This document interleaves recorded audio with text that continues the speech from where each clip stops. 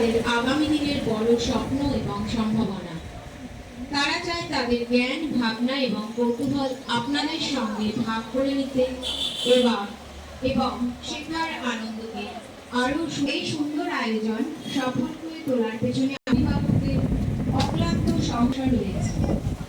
তাদের সকলের আমরা আশা করছি আপনারা প্রদর্শনীটি আনন্দের টাইমটি তাদের মন দিয়ে শুনুন এবং তাদের সহযোগিতা এবং উৎসাহ দিন।